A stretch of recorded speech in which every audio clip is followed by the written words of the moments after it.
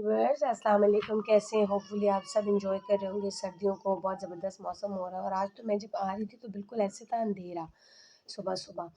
तो सर्दी भी ज़्यादा थी और वैसे तो मैं रोज़ाना ही नए-नए टॉपिक लेकर आती हूँ, लेकिन आज जो मैं ख़ास एक टॉपिक लेकर आई हूँ, बहुत ही यूनिक और बहुत ही न्यू है।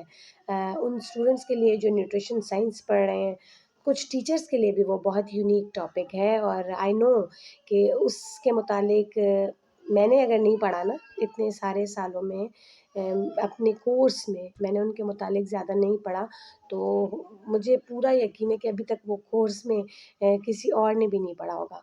लेकिन चूँकि मैं जब क्लिनिकल में आई तो नई-नई चीज़ें मैंने देखी, नई-नई बीमारियाँ देखी, उनसे रिलेटेड डाइट्स देखी, उन उस बीमारियों में अवॉइड करने वाली डाइट्स पढ़ी, तो उसमें से ये एक टॉपिक मैंने निकाला और वो टॉपिक था नाइट शेड फूड्स।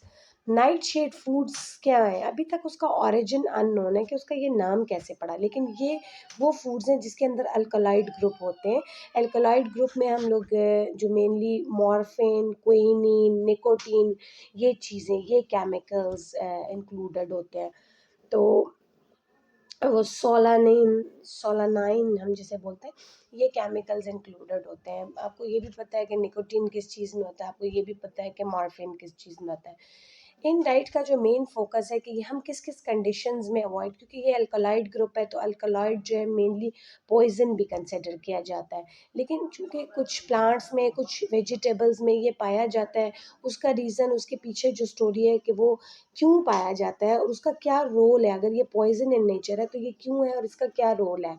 पॉइज़न ये प्लांट्स के लिए नहीं होता और कुछ मतलब हमारे लिए भी ऐसा पॉइज़न नहीं होता कि खुदा ना ख़वास्ता वो कोई एनाफाइलैक्टिक शॉक या एनाफाइलैक्सिस की कंडीशन करे या खुदा ना ख़वास्ता कोई ऐसा मुसीबत डाले, ठीक है? वो पॉइज़न इस सेंस में होता है जिस डिज़ीज़ेज़ के लिए वो कि सिम्पटम्स को एग्रीवेट करता है, वो डिज़ीज़ेज़ तो मैं आपके साथ अभी डिस्कस करती हूँ, लेकिन उससे पहले ये प्लांट को क्या फ़ायदा देता है? प्लांट को अल्कलॉइड ग्रुप फ़ायदा ये देता है कि ये प्रीडेटर से उसको महफूज़ रखता है और उसकी ग्रोथ में वो क्या कहते हैं, हेल्प करता है।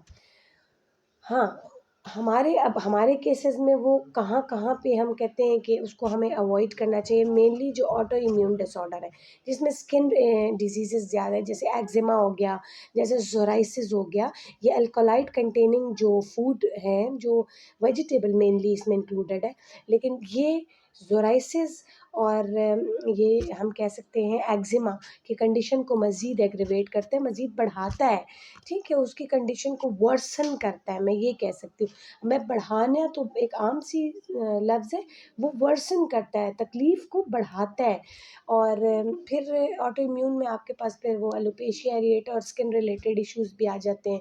फिर ऑटो इम्यून में आपके पास गट के इश्यूज़ भी आ जाते हैं, जैसे आपके जीआईटी में आईबीएस हो गया, इन्फ्लेमेटरी बाउल डिज़ीज़ हो गया और उसके अंदर आपके फिर सीलिएक डिज़ीज़ हो गया, उसके अंदर आपका और भी जो गट रिलेटेड इश्यूज़ हैं उसको भी वर्सन करता है, ख़राब करता है, तकलीफ़ को बढ़ाता है, जिसके अंदर फ्लैचुलेंस को बढ़ाता है, ब्लोटिंग को भी बढ़ाता है, जिसमें आपको हार्ट बर्न इंक्रीज़ करते हैं और तीसरा जो है अर्थराइटिस, ऑटो इम्यून जो अर्थराइटिस है, रूमेटाइड अर्थराइटिस, उसके सिम्पटम को भी एग्रीवेट करता है, बढ़ाता है।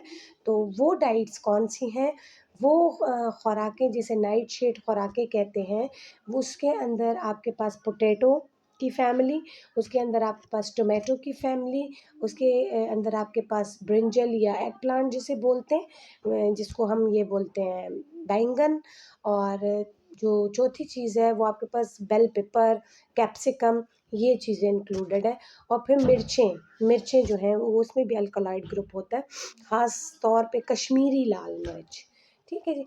उन चीज़ों में आपके पास अल्कलॉइड ग्रुप होता है, तो वो चीज़ें इन कंडीशंस में जिसमें आप ऑटो इम्यून रन कर रहे हैं, उन कंडीशन में आप अवॉइड करें कि वो इन उसके सिम्पटम्स को एग्रीवेट करता है। बिल्कुल न्यू टॉपिक है। हाँ, एक क्वेश्चन अराइज़ होता है कि इसको नाइट शेड डाइट क्यों कहा जाता है?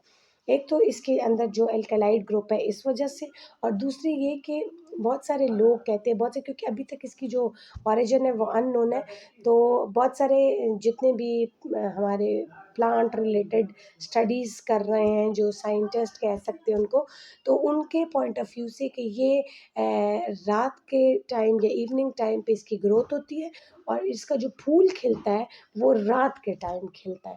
इस वजह से इसको नाइट शेड या फिर कह सकते हैं कि ये शेड में ग्रोथ इसकी जो है वो बढ़ती है, जहाँ पर सनलाइट ना आ रहा हो, तो उस हालात में इनकी ग्रोथ बढ़ती है, तभी शायद इसको नाइट शेड कहा जाता है, वरना इसकी अभी तक ऑरिजिन जो है वो अननोन है, पता नहीं है। लेकिन ये डाइट इन इन कंडीशंस में एक्जिमा हो गई, सोराइसिस हो गया, ऑटो इम्यून डिसऑर्डर्स हो गए, रेमेटाइड अर्थराइटिस हो गया, आईबीएस हो गया, इन्फ्लेमेटरी बोल सिंड्रोम या इन्फ्लेमेटरी बोल डिजीज़ जिसको बोलते हैं, उसमें इन चीज़ों को आप जितना अवॉइड कर सकते हैं बहुत बेहतर है, क्योंकि ये उनके सिम्पटम्स को एग्रीवेट करते हैं। इसी के साथ मैं इजाज़त चाहूँगी।